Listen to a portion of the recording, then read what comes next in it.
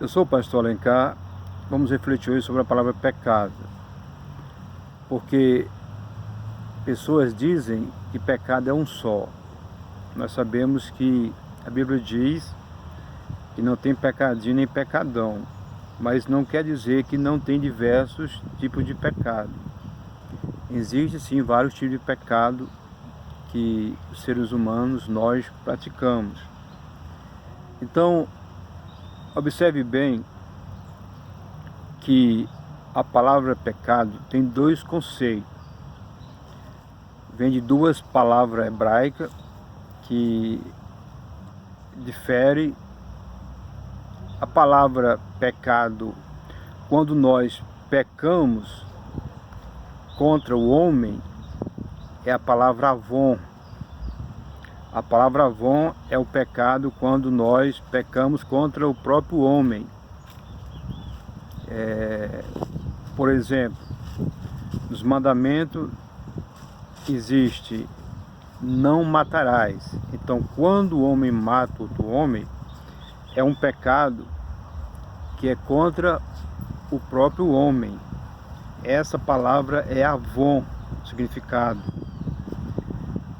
E quando acontece esse pecado, as pessoas ficam tristes, as pessoas ficam meio depressivas, as pessoas ficam com rancores e grandes consequências acontecem quando nós pecamos contra o homem.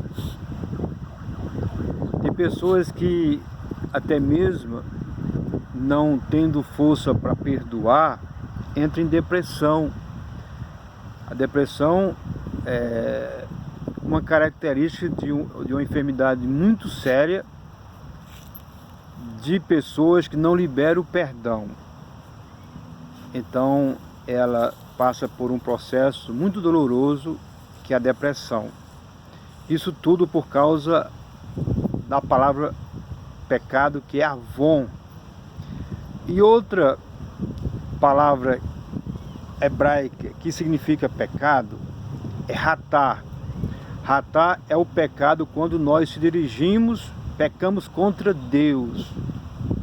Por exemplo, diz os mandamentos: não farás para ti imagem de escultura, outros deuses.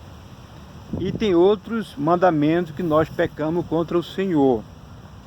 Esse é o pecado hebraico para ratá, quando nós pecamos contra o nosso Criador, o Senhor Deus que fez os céus e a terra. E significa errar, sair do caminho, reconhecer o seu alto erro.